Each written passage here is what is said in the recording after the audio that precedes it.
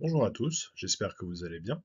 Aujourd'hui, nous allons voir pourquoi il n'est pas forcément très pertinent d'investir dans le CAC 40. Alors, petit disclaimer déjà pour commencer, ce n'est pas parce que je n'investis pas dans le CAC 40 que je n'investis pas dans les entreprises françaises. Certaines sont excellentes, bien évidemment, c'est ce qu'on va voir dans cette vidéo. Alors, la première raison pour laquelle je n'investis pas dans le CAC 40, c'est que, comme chacun le sait, la France connaît une dette publique abyssale, avec un endettement supérieur à 110% du PIB, soit en valeur 3 000 milliards d'euros. Cette dette est en augmentation croissante depuis les années 70, c'est-à-dire que la France n'a pas connu de budget en excédent depuis 1974, et qui plus est, cette dette est exponentielle depuis les dernières années, notamment depuis 2020, c'est ce qu'on voit bien sur le graphique. Et tout récemment, donc je fais cette vidéo en juin 2024, certaines agences de notation ont dégradé la note de la dette souveraine de la France, ce qui veut dire en pratique que la France va devoir emprunter sur les marchés financiers à un taux supérieur, et donc les intérêts de la dette vont augmenter mécaniquement. Alors, on a toujours l'éternel débat des gens qui vous diront oui, mais de toute façon la dette c'est un faux-nez puisqu'on la remboursera jamais. Peut-être qu'on ne remboursera jamais le principal, effectivement, mais les intérêts de la dette, par contre, on les rembourse. Et le fait que la note de la dette souveraine de la France vienne une nouvelle fois d'être dégradée aura un impact sur les comptes publics, nécessairement. Alors ensuite, la deuxième raison pour laquelle je n'investis pas dans le CAC 40, c'est que on a en France une vie politique très polarisée, donc comme je viens de le préciser, je fais cette vidéo en juin 2024, c'est-à-dire après les élections européennes et avant les élections législatives anticipées qui font suite à la dissolution de l'Assemblée nationale. Donc si je devais expliquer à des non-français en quoi se résume la vie politique française, en gros, on a l'extrême gauche qui prône l'étatisme de gauche, on a l'extrême droite qui prône l'étatisme de droite, et on a l'extrême centre qui, bon, bien évidemment, est favori des marchés financiers, mais qui n'arrive pas non plus à juguler la dette, tout comme les autres partis, hein, d'ailleurs. Alors, c'est vrai qu'en France, on n'a pas vraiment de parti libéral, même à droite. Tous les partis sont, bah, comme dans tous les pays, gouvernés par le clientélisme, et c'est vrai que les mesures d'austérité ne font pas rêver les électeurs. Qui plus est, les Français ont une culture économique et financière en général qui est limitée, contrairement par exemple aux pays anglo-saxons.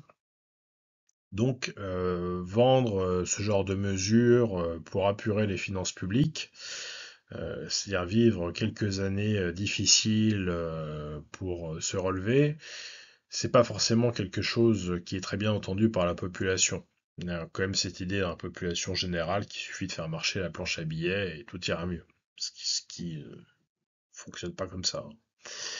Et derrière, bah donc, le risque, c'est que si le problème de la dette n'est pas résolu en interne, que le problème soit résolu par l'extérieur, à savoir par le FMI et par la Banque Centrale Européenne, ce qui est arrivé à la Grèce il y a quelques années, dans les années 2010, et les Grecs, malheureusement, s'en souviennent encore. Mais à côté de ces éléments qui ont trait à l'économie française, la raison pour laquelle je n'investis pas dans le CAC 40, elle tient plus au fait que les dividendes des entreprises du CAC 40 sont versés seulement une fois par an.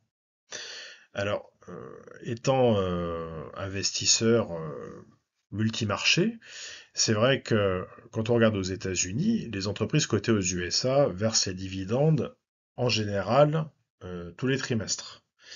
Vous avez même certaines entreprises cotées, ce qu'on appelle les REIT, donc les foncières cotées.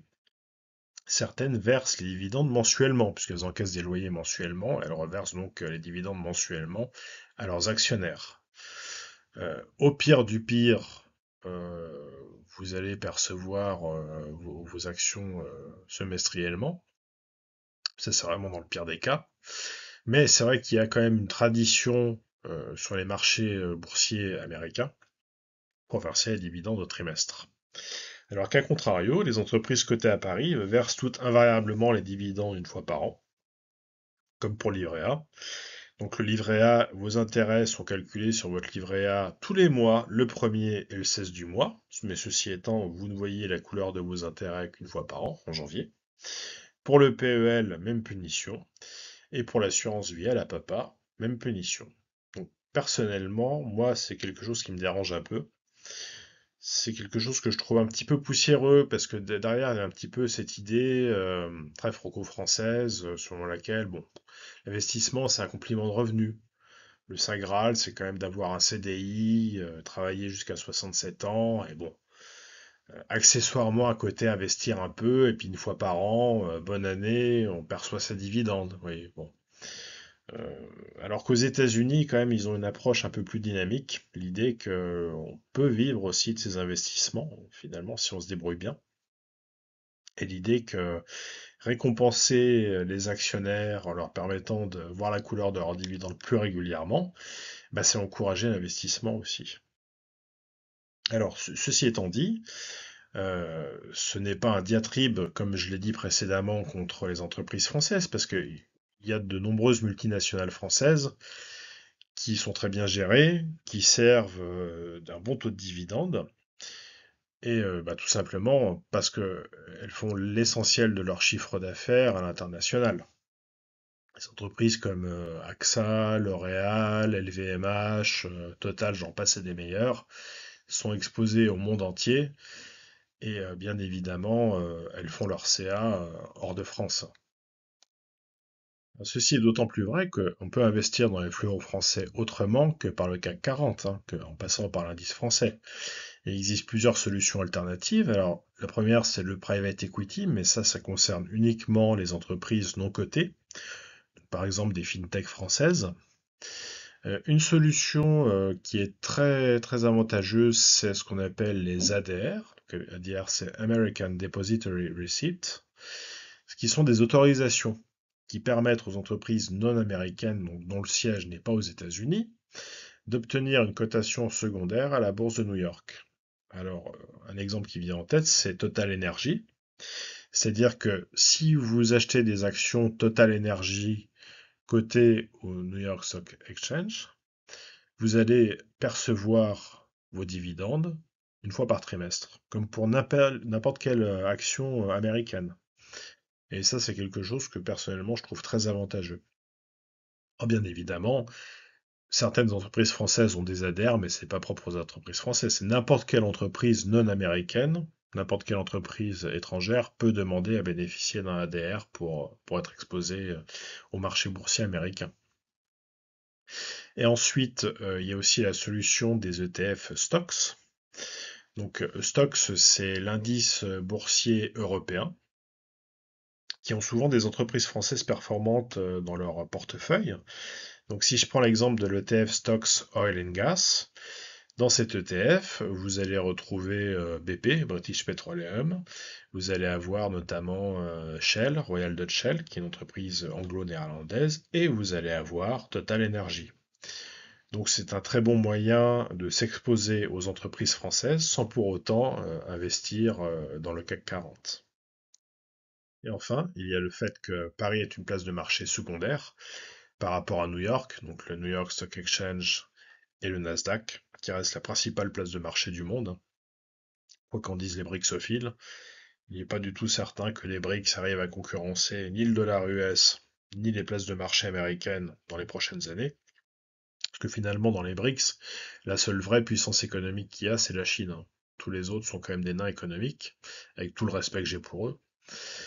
Ensuite, en Europe, la City de Londres reste la principale place de marché, quoi qu'en disent les brexitophobes, qui annonçaient un avenir apocalyptique au Royaume-Uni. Bon, en termes financiers, la City se porte encore extrêmement bien, avec son indice notamment le FTSE. Et enfin, en Europe continentale, le siège de la BCE, la Banque Centrale Européenne, est à Francfort, et c'est donc également à Francfort que l'indice européen Stoxx est coté. Il n'est pas coté à Paris, ou à Milan, ou à Madrid. Euh, donc ça, c'est aussi un élément qui milite pour ne pas investir dans le CAC 40. C'est tout pour aujourd'hui. Donc si vous aimez mes vidéos, les contenus que je produis, abonnez-vous. Ça prend une seconde et moi ça m'aide beaucoup. Mettez un like, cliquez sur la petite cloche si vous voulez être notifié de mes nouvelles vidéos, et je vous dis à la prochaine.